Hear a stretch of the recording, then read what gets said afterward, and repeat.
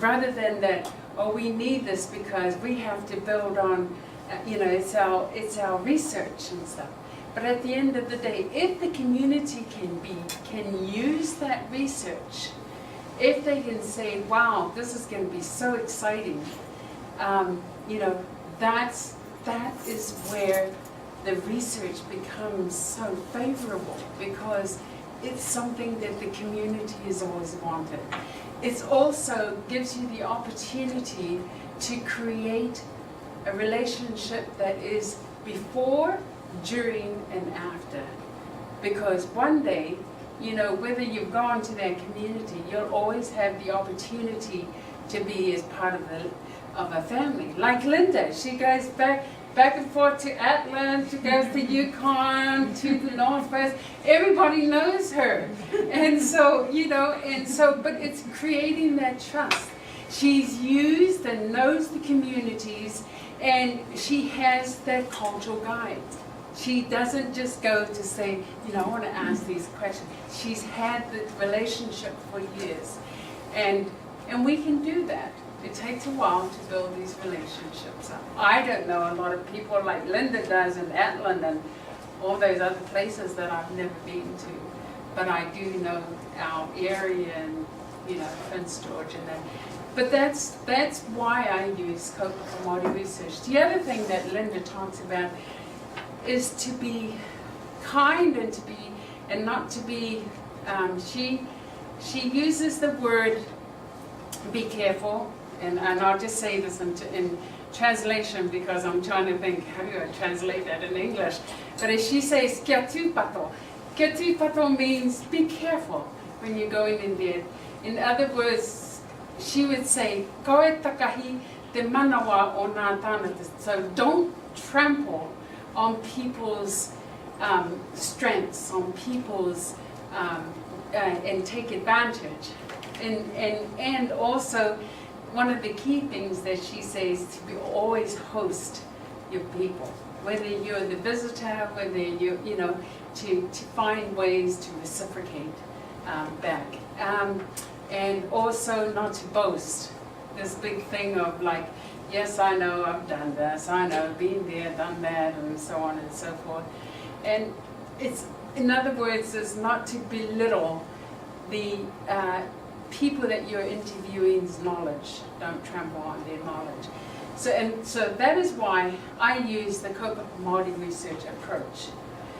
And the other part to that was the Māori-centered research approach.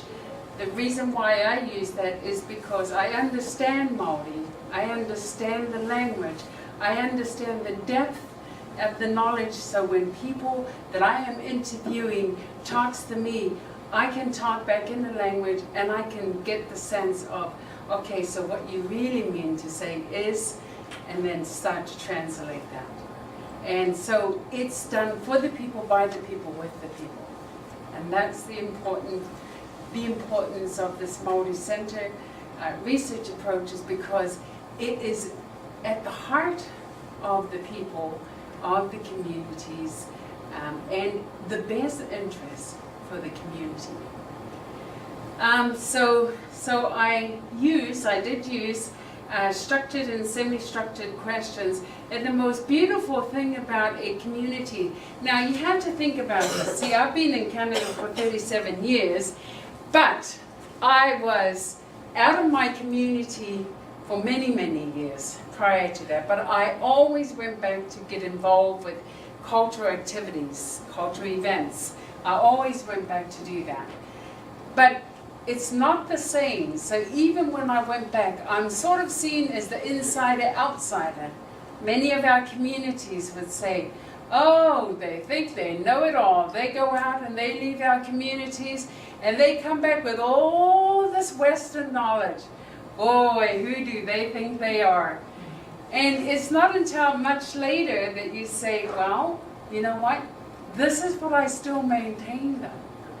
And do you remember the many times where our grandparents and great-grandparents always said, in our language, go to school and learn the other way of learning. Bring back whatever it is that you know, so we're able to know. and we're able to keep up with what's going on. And so we did that. So that was another way of saying, yeah, that's right, I have been away for a long time. I do come back, but it is not the same as when I was living there and growing up and doing everything that culturally and being involved with funerals and you know, and being there to cry, being there to laugh, being there to celebrate everything that goes on in the community. And a lot of the people from the communities will often remind you to say, I haven't seen you back here for about 4 or 5 years. Did you know so-and-so, you know, so-and-so passed away? And so in other words, they test to say that we didn't see you, we missed you. We didn't see you celebrate or cry with us, you weren't here. And so those are valid reasons, you know, but then they understand that, you know, you've been away for so long, provided that you come back. And that is one of the main reasons why I thought that this was going to be good, because I can give back to the community. And because they have this biannual festival every 2 years. And so I said, well, that's, you know, that's what I want to give back. I had always wanted to write about something like this, because the time that I was a performer has certainly changed to what it is now. They're bringing contemporary modes of learning and dancing and singing, and just because they want to keep the younger generation involved and liking the cultural ways. And so I created this values and ethical guidelines, very much like Linda's, but I use, in my territory, we're called the Children of the Mist, because it's very misty in our areas. And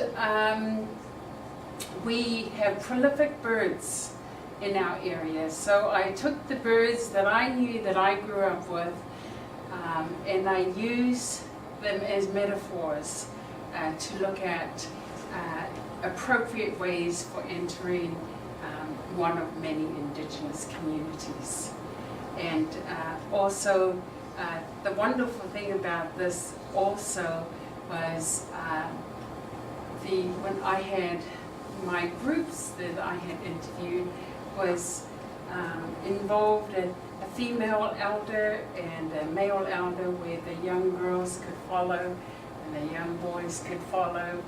And during our question interviews and that, I didn't really have to do anything. I had to sit there, look, learn, and listen. And while they did most of the work.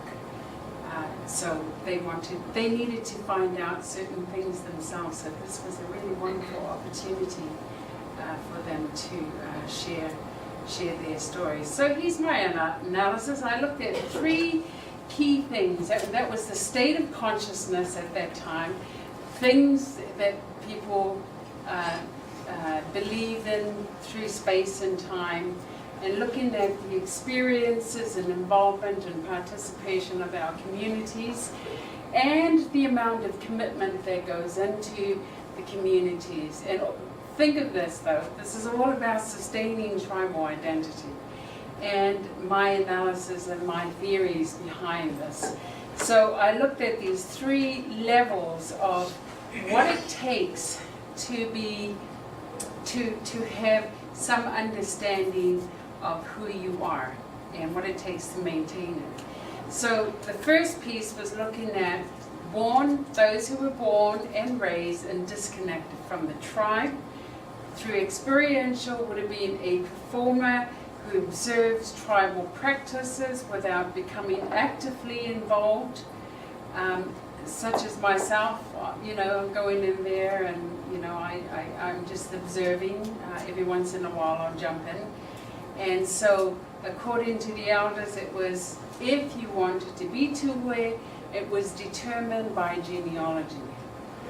The second piece to that was born and raised away, like my children, are Canadian born.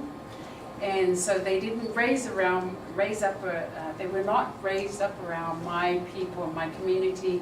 but they would see them every year, every second year, and got to learn things.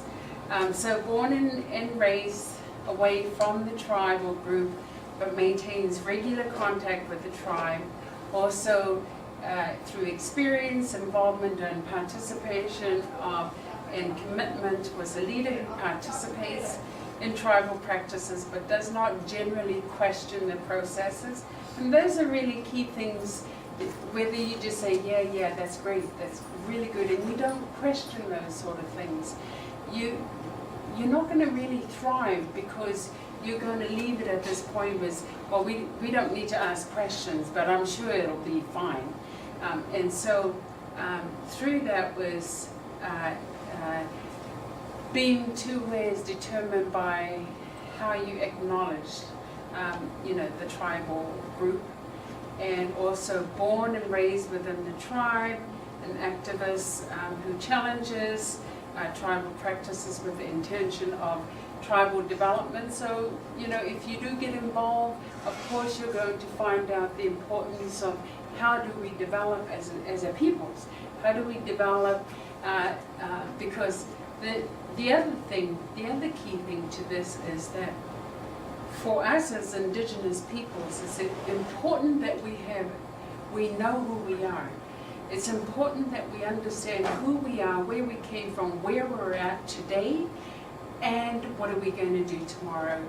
We're not going to be around forever, but what legacy are we going to leave behind? And that is, again, the importance of having that input.